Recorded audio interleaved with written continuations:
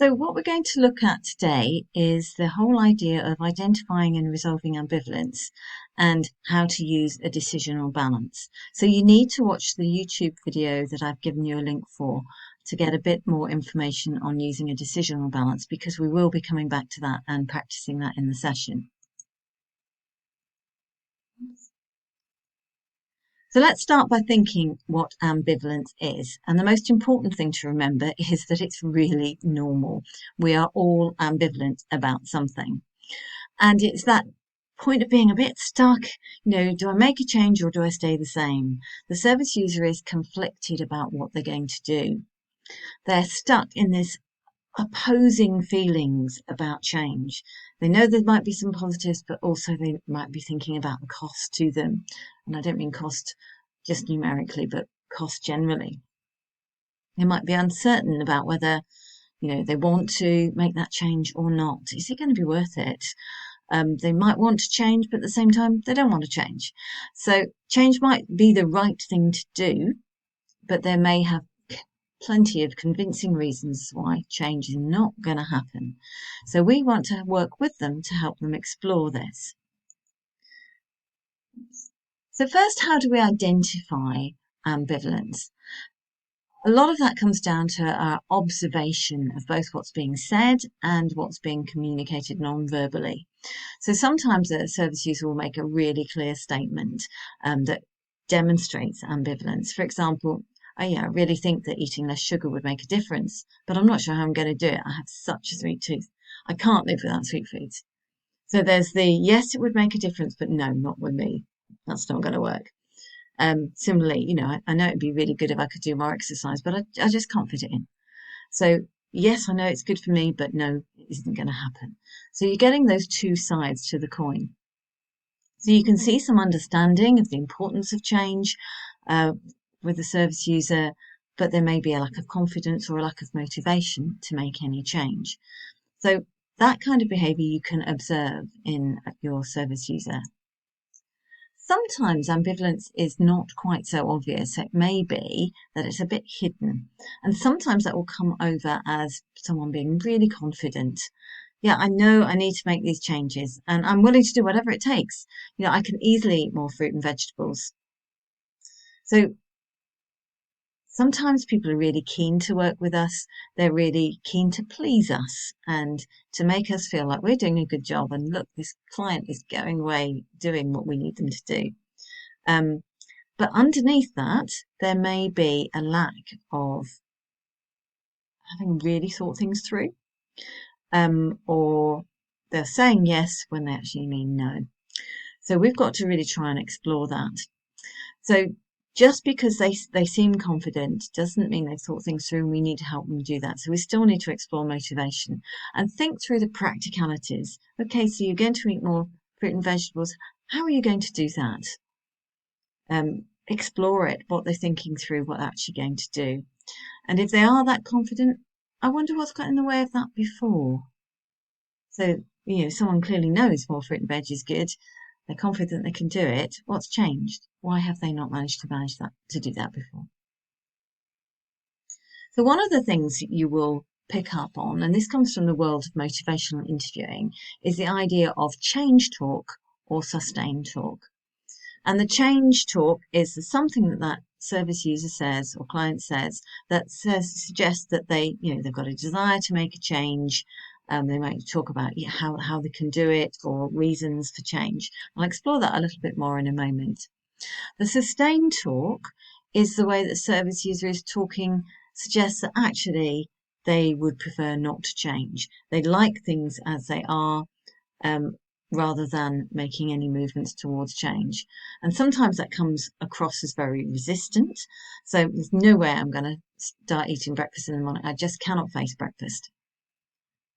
So what we're not going to do is start by trying to persuade them, oh, you must eat breakfast. Breakfast is the best meal of the day. We're just going to build that resistance to change if we do that. Similarly, if we tell people that they shouldn't eat their favourite foods. So bread's my favourite food. You're saying actually bread's really high in calories, and we always tend to put loads of high fat foods onto bread. So, we should eat less bread.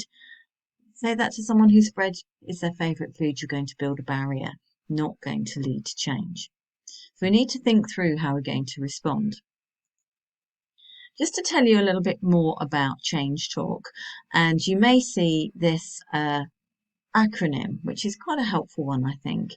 We have the DAN CAT.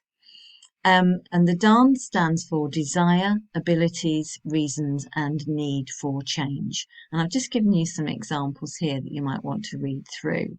So that's when people are saying, yes, I want to change, or I think I can, or I should change because. The CAT, note it's a separate word, because the DAN bit is the preparatory change talk, the people thinking about change, preparing to make change. The CAT bit is the commitment or actions that people are already done, which is often termed as mobilizing change talk. So we've gone from thinking about it, and yes, we're motivated, to thinking through right how, brings in the practicalities. So that's the commitment to change, the activation, i.e. actually doing something towards change, and taking steps, which some patients may already have done before they come to see us. So we need to explore what is going on for them. When we're exploring ambivalence, we need to work with that client, that service user, to encourage them to explore it themselves.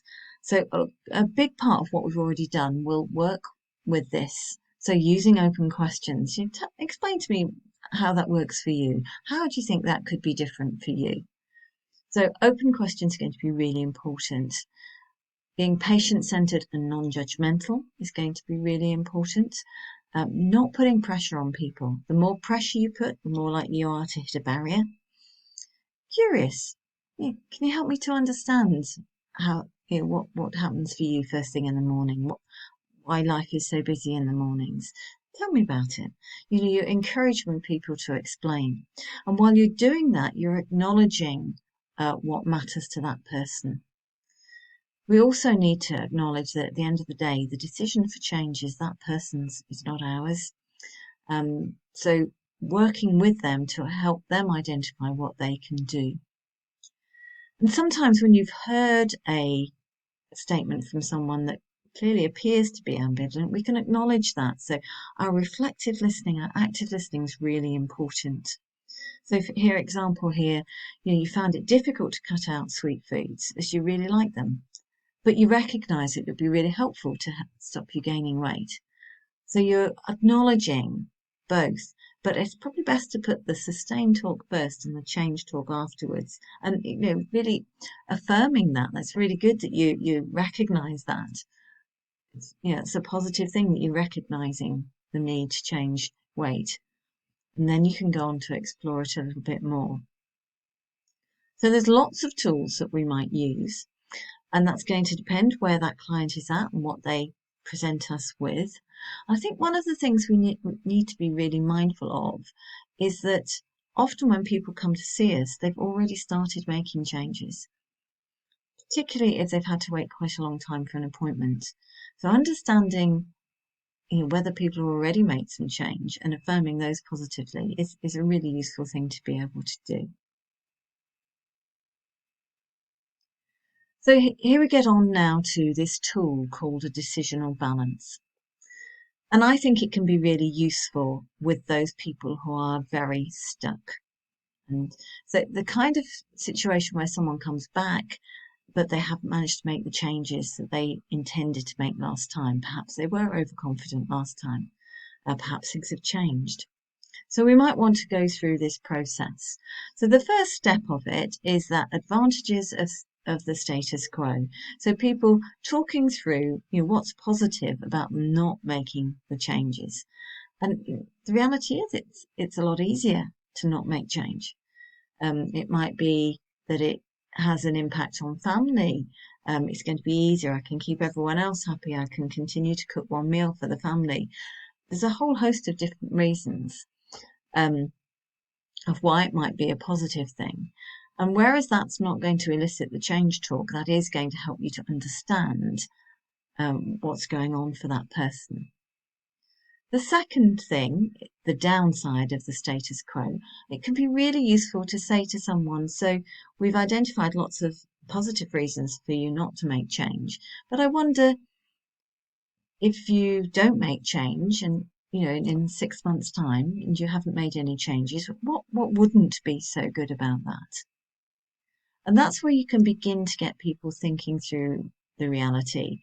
If they're gaining weight on what they're eating at the moment and they don't change anything, the weight's going to continue to go up. If they have poorly controlled diabetes, they don't change anything, that control is going to continue. If somebody newly diagnosed with celiac disease doesn't start following the gluten-free diet, but says they can't cope with it, they'll stay where they are, then they're still going to have the symptoms. So it's worth getting people to explore that. If they don't change their eating, what's going to happen? And getting them to be realistic about how they feel about that. Step 3, the downside of changing. And that's where you will really begin to uncover what the barriers are, what the fears might be, the concerns, the challenges, why people are reluctant. So that's a really, really important stage of this.